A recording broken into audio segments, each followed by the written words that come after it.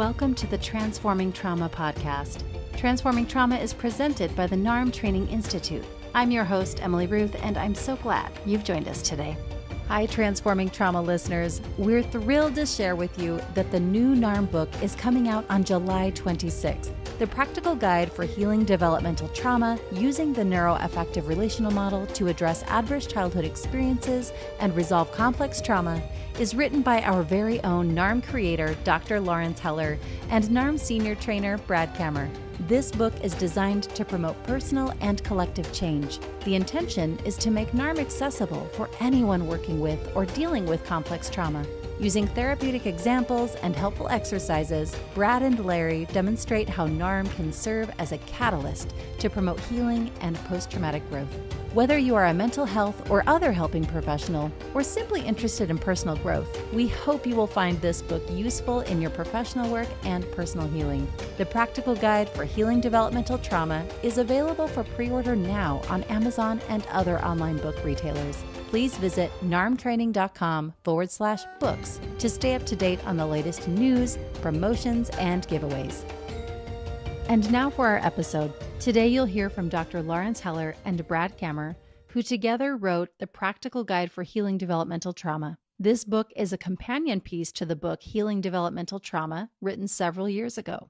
I'm so excited to share this conversation where we explore the roots of this new book, why they wrote it, and who it's for. They also share more of how this practical guide builds upon the foundational principles shared in the first book and further clarifies the NARM clinical model as they highlight several new points that are embodied in the approach. These clarifications differentiate this model from other models in the field, and Larry and Brad are eager to share with listeners today some of these significant differences during our time together.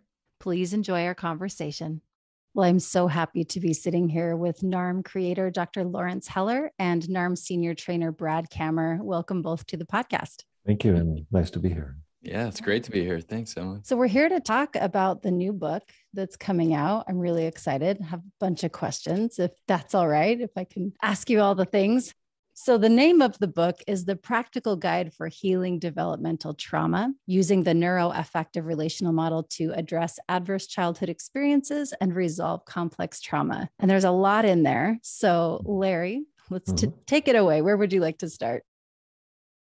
Well, I just want to communicate to our listeners that this is like the companion piece to the book that was written now close to a dozen years ago, where Brad and I in this book really are focusing in much more depth on the clinical model. I was able to present some of that in the first book, but there were a lot of other things that took up space. And our focus in this book is really to, explain and clarify and present to many people the clinical aspect of the NARM model. Wonderful. Larry, what would you like listeners to get out of our conversation today as we talk about the book and what your intention was for the book? Well, what I really hope is that the book will clarify for readers some really new points that I think are embodied in the NARM clinical approach that in some ways sound like maybe other systems, but as they read the book, I think they're going to see that Brad and I are coming from a very different place, even though some of the languaging might be similar to other models, that there really are some significant and important differences. And Brad and I have tried to highlight that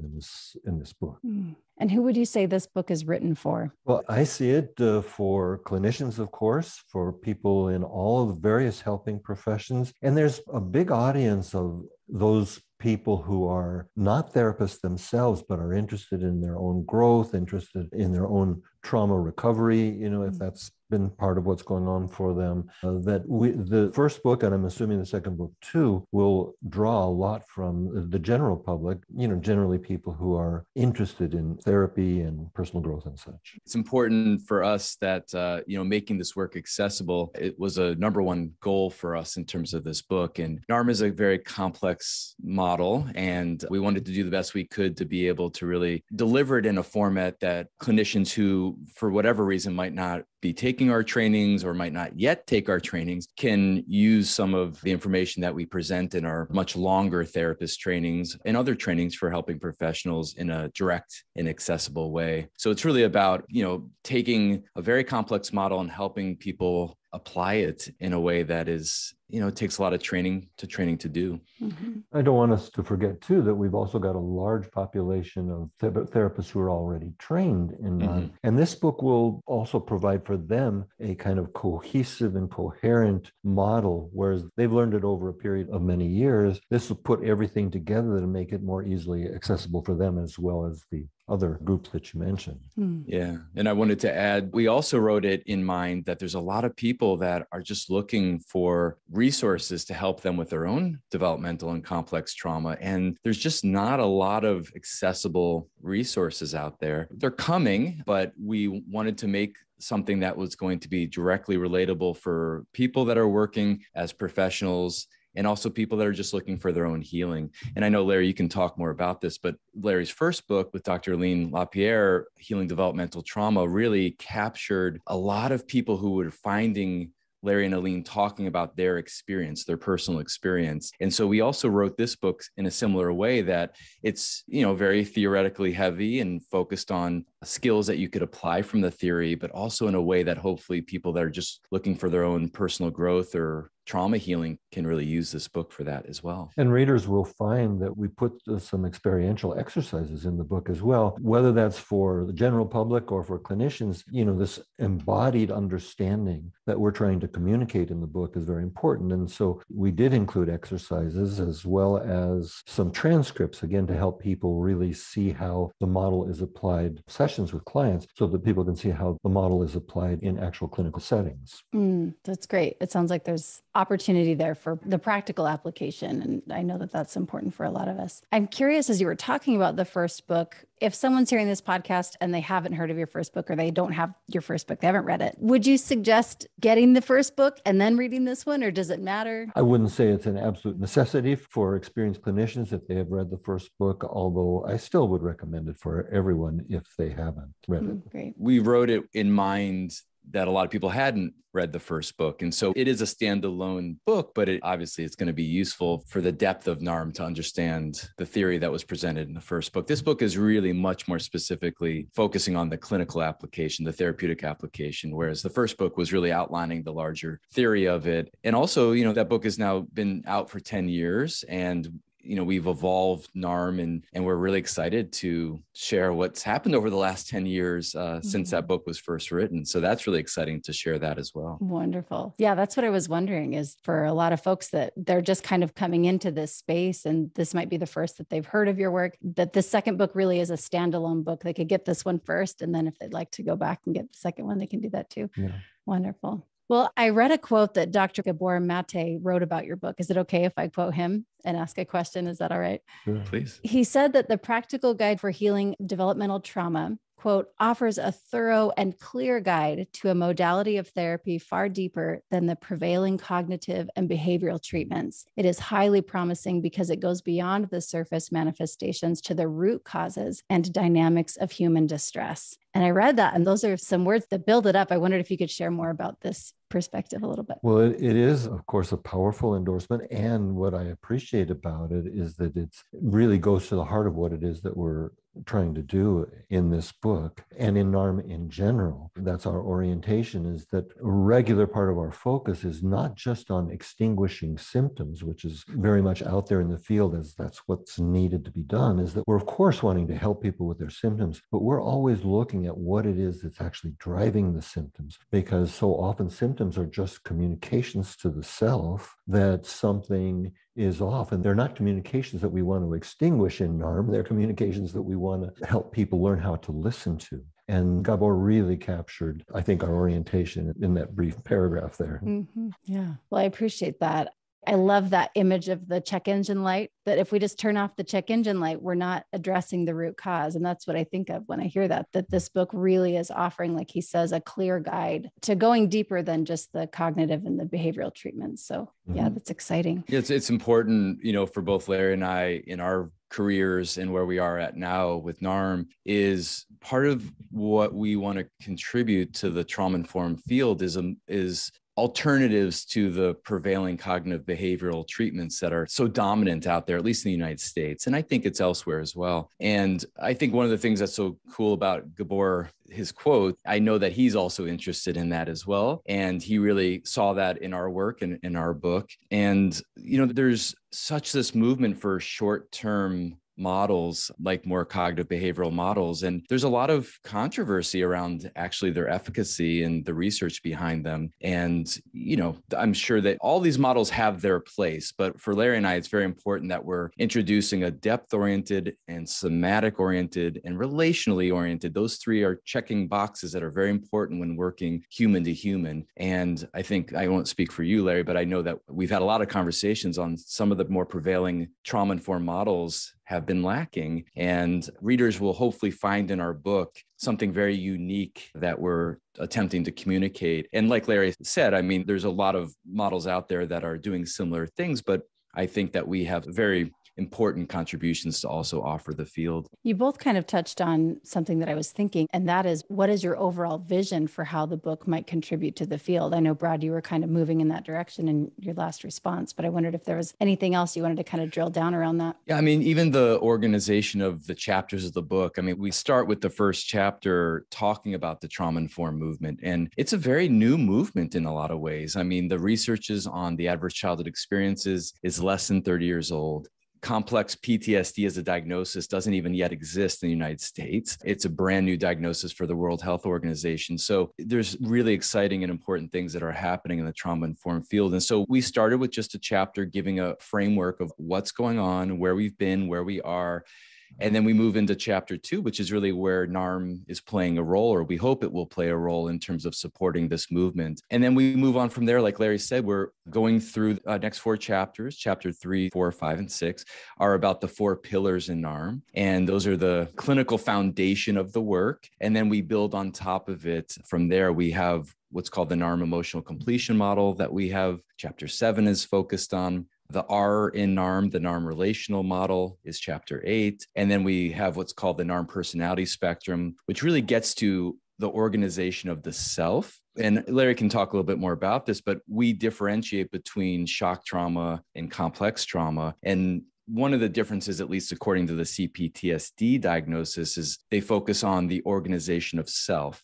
And there's 3 categories that are associated with that. One they call negative self-concept or self-identity. One has to do with what they call affect dysregulation or affect regulation, depending on which way you want to look at it. And then challenges in interpersonal relationships. And this is what NARM is designed to work on. Those 3 elements of the human experience is really what this book is designed to, and the model is designed to focus on. And so in that chapter, we focus on what we call the NARM personality spectrum, which is another way of looking at and working with the self. And then, as Larry mentioned, the last 2 chapters are clinical transcripts that one is a session that I did, one is a session that Larry did. And we don't just kind of go through and, have the therapist and the client talking. We actually took the time to annotate using what we've introduced in the first, 200 or 300 pages of the book to talk about the different pillars and the different principles and skills that we're using with our clients so that people can really get a sense of it. As you know, Emily, a lot of people watch videos that come through our training, and we're doing the best we can in a paper format to really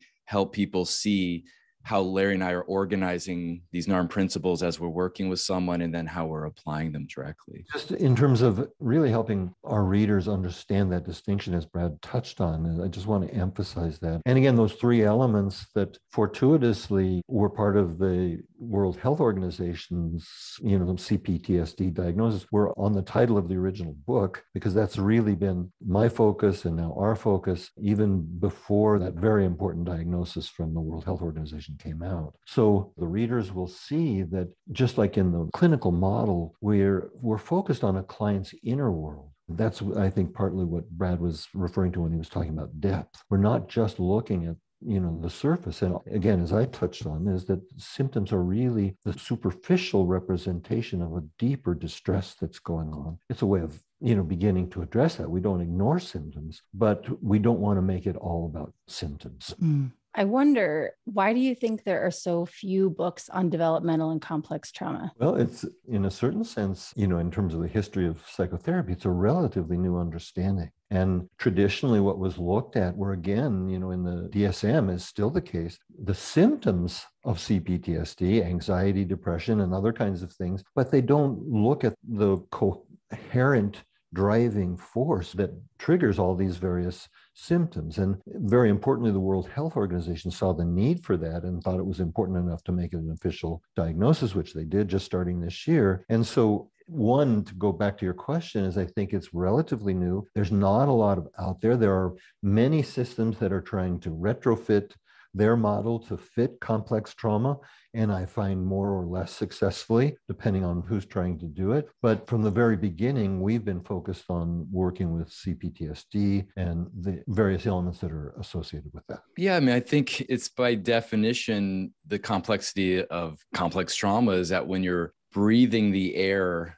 of unresolved complex trauma, it's hard to actually see what's around you. And, Freud did make attempts in his early career to talk about the impact of relational and pervasive trauma, particularly that was happening in family systems. And he got, depending on who you read, but there's a lot of accounts that he was attacked very viciously and even threatened in certain cases. And he changed some of his perspective. And this idea of trauma really kind of sat there for many years until it really picked up steam, I think, in the 60s and 70s. And then in terms of complex and developmental trauma, PTSD became a diagnosis in 1980, but Judith Herman wrote her book, Trauma and Recovery, in 1992, which is 30 years ago. She has a chapter in there called A New Diagnosis, where she introduced the term complex PTSD. And here we are 30 years later, and there's still no diagnosis for developmental trauma. I used to work with kids. There's no diagnosis for developmental trauma, which means that you have to give children other diagnosis that misses the impact of what they're actually living through. And it has real life implications, because when a child gets diagnosed with ADHD or conduct disorder or depression, whatever that is, they're put on medications at a young age. They're often stigmatized and shamed. They internalize that they're somehow wrong or bad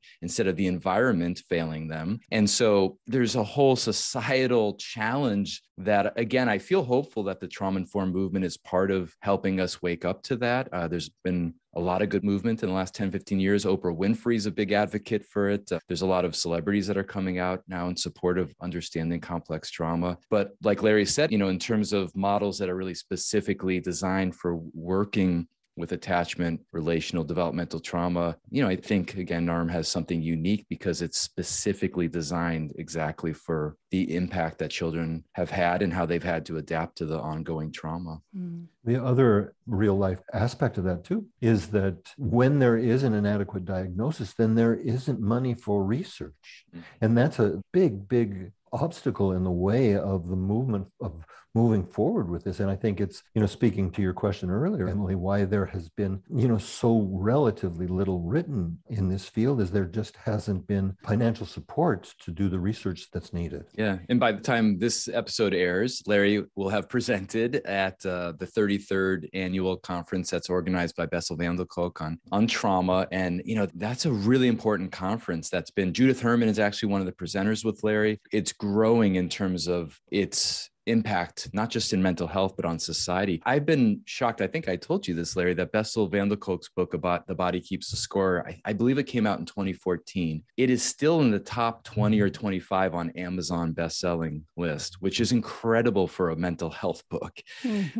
So that just shows, in Oprah Winfrey's book that came out in the last year with Bruce Perry, that's also been a bestseller. Alanis Morissette has a podcast now focusing on elements of trauma. I mean, there's some really exciting things that are happening. And yeah, we're excited to be part of that. And I hope you have a really good experience, Larry. And I look forward to hearing about it. Maybe you'll come in on the podcast and talk more about it. I will. I'll be happy to. Yeah. That'd be wonderful. Gosh, hearing you both speak, thinking about all the pioneers that really have been working without a diagnosis, without the funding. I'm just feeling so much gratitude right now as I think about all that it takes to write these books, the time and effort and energy that you've put into it, that all of the folks who have written books on this topic. I'm just feeling a lot of appreciation right now. And Larry, you mentioned earlier that this book would be good for those who might be interested in their own personal healing, experience. And I'm wondering, okay, if someone's hearing this, they might be asking, okay, well, what does that mean for me? If it's good for me, I apply, what's in this book. I wonder if you could speak to that a little bit more. Well, we address so many important themes that I think even non-clinicians can relate to. It's like the role of emotions in human life and what happens when people have significant and important emotional themes that are unresolved in their life. And generally, I just find that there's a large audience for more information about this. We talk about shame in a different way than is presented, in other contexts. So there is a lot of material there for the general public, even if they're not planning on being clinicians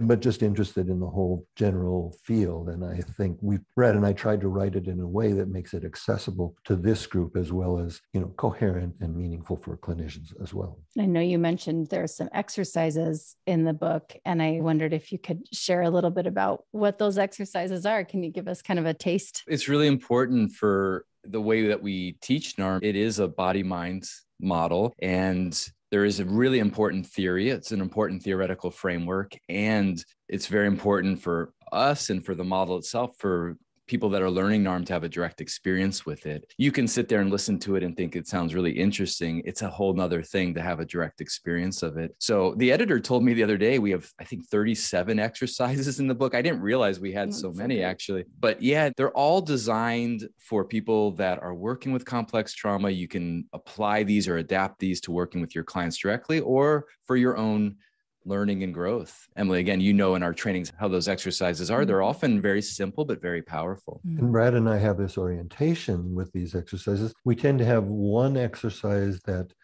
helps people become more aware of dynamics that have been going on and they didn't really have a handle on clearly. And then we often have another exercise that helps them at least move the needle in the direction towards resolution. We're not promising that they're going to be able to resolve trauma just from reading this book, but this understanding that can come from the book will help people in their process and in their progress moving forward in their lives. That's exciting. Can't wait to get my hands on this. Let's see, July, you said it comes out July what? 26th. 26th. That's exciting. So I know that you mentioned earlier, there are 2 whole chapters in the book where you talk about, or you have client sessions that you kind of notate. And I wondered how you use those, examples of those sessions to illustrate perhaps the key NARM principles and concepts and skills. Well, both Brad and I have, as was mentioned, we've annotated or deconstructed particularly our interventions. Sometimes we talk about the client's process as well. Everybody reading can understand what's going on in our mind, Brad's and my mind, when we're working with the client, what it is that we're holding, how it is that we're seeing this, how it is that we're framing it for the client to help them work through it. And so, this is again just another way of understanding the model in a more felt sense or experiential kind of way. Yeah, sometimes we refer to it as pulling up the hood, just to pull up the hood, because again, the intention of the book is to make it accessible, to help people really see how we're applying what they're learning or reading about. And so we really deconstruct line by line, our intention, our hypothesis, even how we're touched, how we're impacted, our own countertransference dynamics, whatever might be there. We're really doing the best we can to be transparent so that people can understand how we're working with the NARM principles in our own experience to best support the client that's sitting in front of us.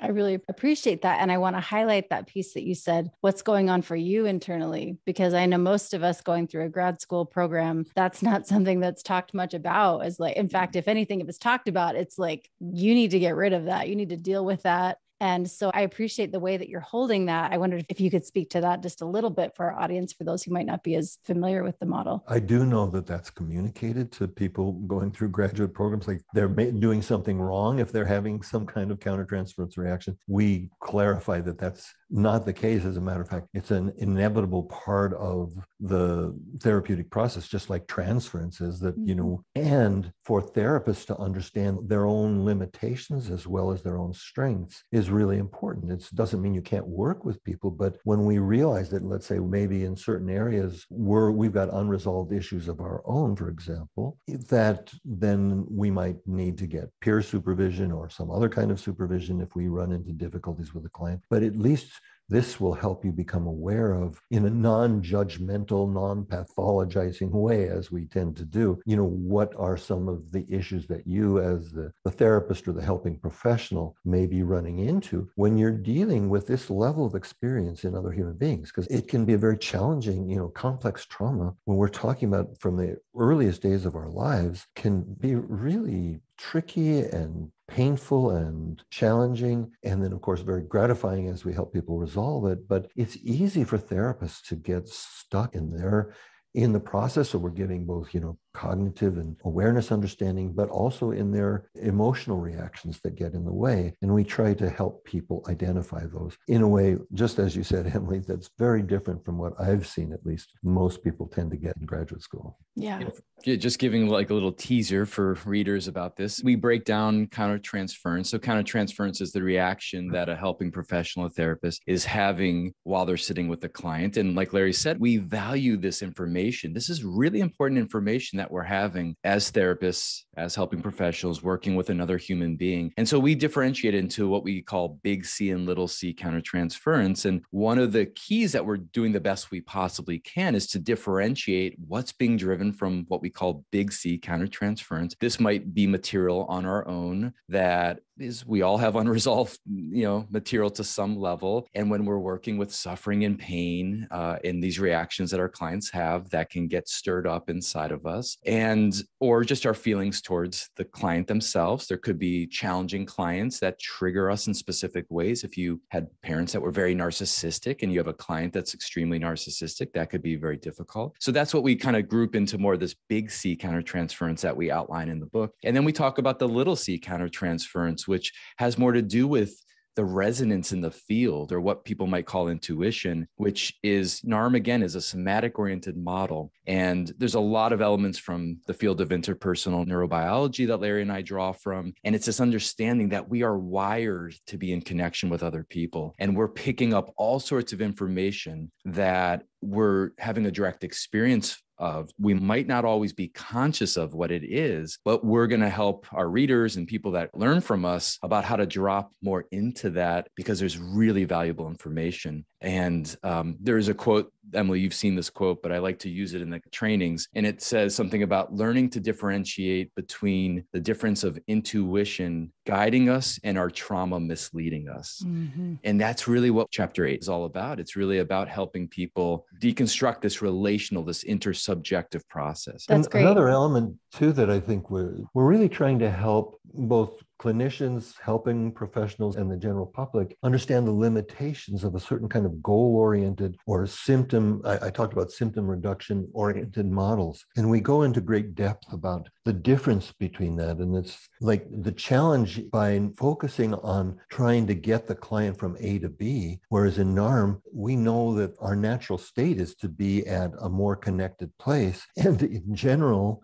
the work is around exploring what it is that's getting in the way of us having the kind of connection that is all of our birthright: connection to self, connection to others, and connection to something greater than ourselves for those people who are oriented in that direction. And so I think part of the contribution that I'm hoping, and I see that Brad and I are doing here, is to see the limitations of trying to get the client to change without understanding what it is that's, really getting in the way of real change from taking place and embodying and really helping people change their lives.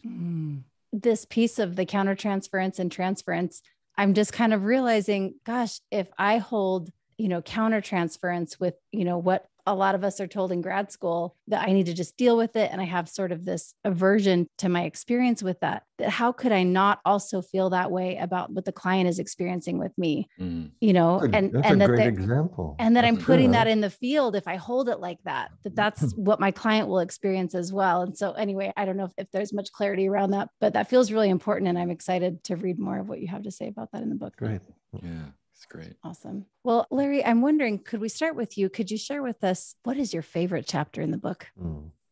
Oh, that's hard. It's like asking a father who their favorite child is or something like that. I don't think I can say a favorite, but I think the one that I'm so proud of and happy to be able to present, that Brad and I are presenting here together to, our readers, has to do with this emotional completion process. There's so many other important chapters, but this, it really, I think there's a lot of misunderstanding about the role of emotions in human life. And we go to great pains to really be as precise as we can about, primary emotions versus secondary emotions, or default emotions, as we sometimes call them, that distinction. And then we try to give clinicians tools to help them know exactly what it is that they can do when dealing with a whole, array of human emotions, which of course in the therapeutic process we tend to come up against, they tend to come up quite regularly. Wonderful. What chapter is that? It's chapter 7. Chapter 7. Great. Yeah. Brad, how about you? I like what Larry was saying. For me, the most challenging and probably most rewarding chapter is chapter 5, which is on agency. It's the third pillar in NARM. It was, I don't know about you, Larry, but for me, it was extremely difficult to write because the way that agency is used, not just in psychology, actually, it's agency is used in a lot of different fields, and it doesn't quite capture how we use it in NARM. And it really was a deep dive for me personally to go inwards to really experience it. We actually surveyed a whole bunch of clients and people that have been through our training to get them to help us, share what their experience of agency. And we actually have a page in that chapter that gives some of their responses because it's so touching, actually. And it's a very powerful chapter. There's two things we hear mostly from people that come through our trainings. One, Larry already referenced, which is many therapists are learning through NARM to work with less effort, which is really important for burnout. It's a huge profession for burnout, being a therapist or being a social worker or any kind of helping professional. So that's number one that we do talk a lot about in the book. And then the second thing is people often reference agency as being a game changer, that a lot of these things they've learned in other modalities. In NARM, we have a lot of uniqueness in how we put things together, but agency is something I think that's very unique in this model. And so I'm proud of that chapter. It was difficult. I think we did absolutely the best we could to put it on paper. And I'm sure we'll be writing more about it in the future. But yeah, I have too, of course, have heard the feedback from many people about how different it was from what they've experienced in other models. And they're often very well-trained people. This piece stands out to me as something that I've never really come up, or understood before. And it's a part of a major shift that we present in the book away from story and into process. And we see agency as kind of the bridge between the past and the present. And as we work with and understand that bridge, the general experience, both on clients and the understanding of agency, brings with it a kind of freedom that they never imagined would be possible, to see that they had choices where they had no idea that they had choices, for example, and a certain kind of humility and embodiment that comes when you're able to own your own unresolved material, and how helpful that is for people in relationships, for example, what a difference it makes, not just to the person who's doing the work on themselves, but then how different they are with other people in their lives. So again, the feedback has been so gratifying and just so positive about agency that's why I couldn't pick just one chapter, because I love that chapter too. And it is complex, as Brad mentioned, but I think we did a pretty good job at clarifying a multilinear process in a unilinear kind of. You said something that caught my ear. You said moving away from story and into process. And for someone who might be listening who really appreciates story and kind of sees that as an important piece of their healing, I'm curious, what would you say about that? Why is it important to move away from story and into the process? Well, it's good that maybe you help me to clarify that, because I'm not saying we ignore story. But what I'm saying is that this idea that's very popular in the general culture as well as in the psychotherapeutic and helping professional culture, which is, I'm this way because such and such happened to me when I was 3 or 4 or 5. That's an oversimplification. And many therapists kind of just let it go at that. Okay, well, I have trouble with people's anger because my father was a rageaholic. Well, the reality is that when a client, let's say, has difficulty acknowledging or feeling or expressing their anger in a healthy way, that there are multiple elements that are involved in that. And part of it could be related to the story and the father's rageaholic tendencies, for example, but it's always an oversimplification. And so there's a really strong focus, which Brad and I communicate in the book, about looking at the intrapsychic dynamics that are there, not just on a cognitive level, but on an emotional level and on a somatic level. But to use the traditional word intrapsychic, because how to work with these conflicts that we've all carried since childhood, and what we call in the book the core dilemma, which is not addressed in any other model in the way that we address it, as far as I know, at least.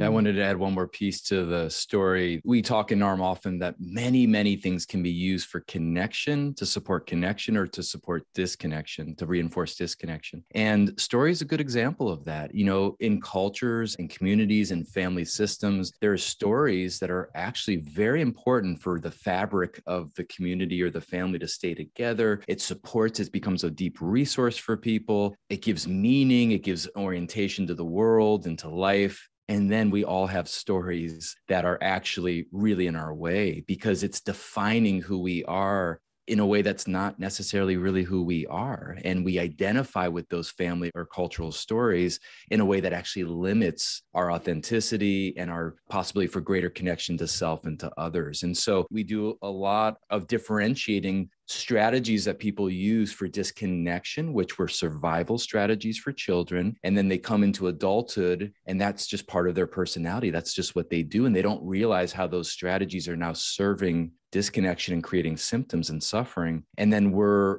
supporting the movement in our clients towards moments of connection. And story, can be part of that, although it's not so controversial, at least in some trauma circles, that people try to tell their story and it actually reinforces the old trauma patterns. And so NARM is a somatic oriented model. So we're focused on really supporting shifts that don't reinforce those old strategies, but are supporting something that can resolve and transform.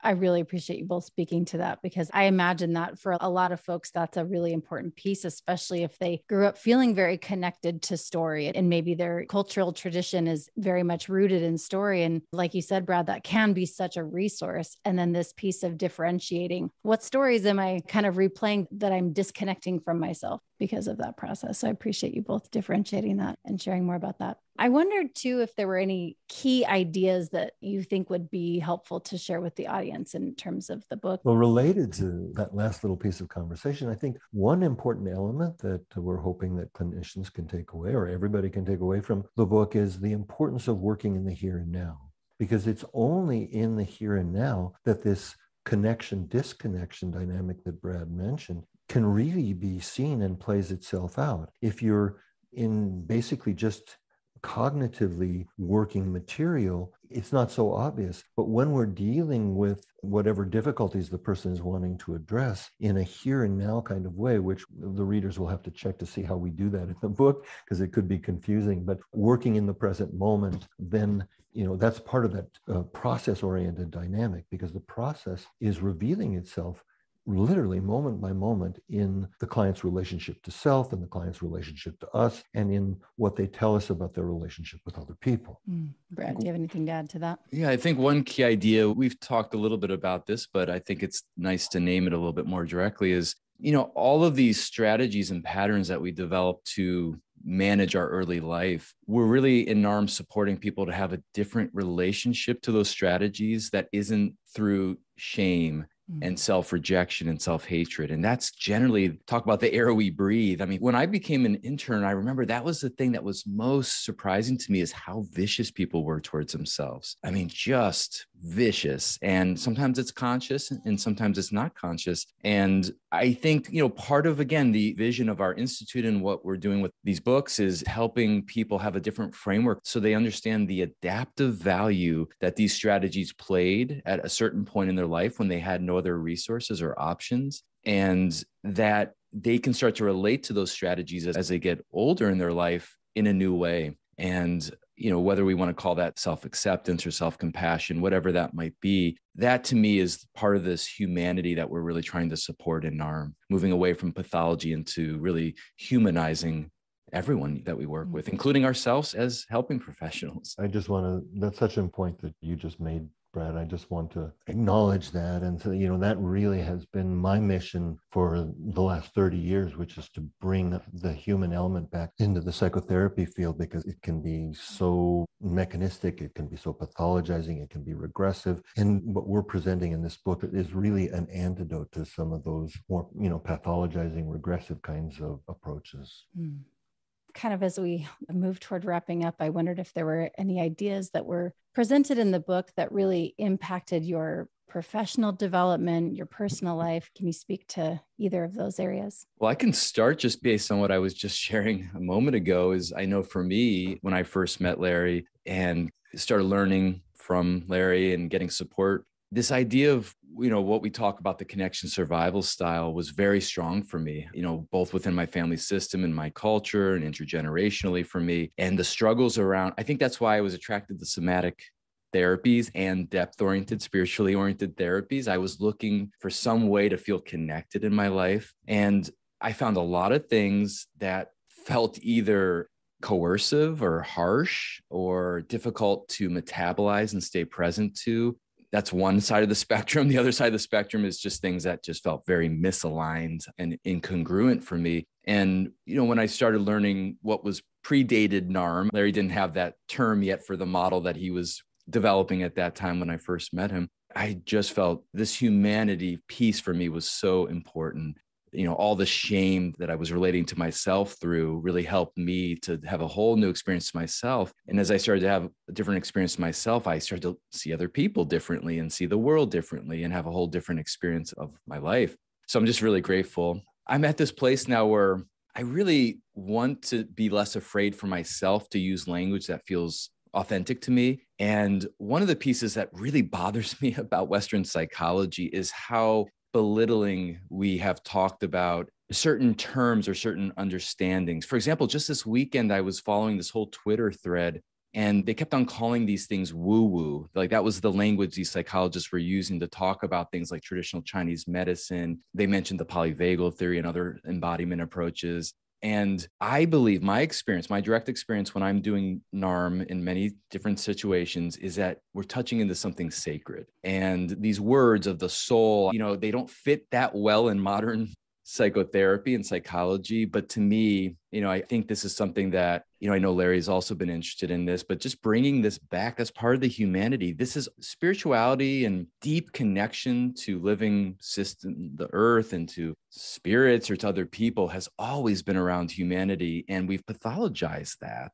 And I think that when we have access to this deeper source that trauma blocks us from, we see things and talk about things a little bit differently. And I'd like that to be less pathological. I'd like us to be able to talk about the soul without it so quickly becoming woo-woo, or to talk about deep, meaningful, intimate connection we have with other people through these words of sacred or whatever that is. And for that to be held as part of why we're alive. And so if one person feels that from our work, I'd be very happy and honored. So.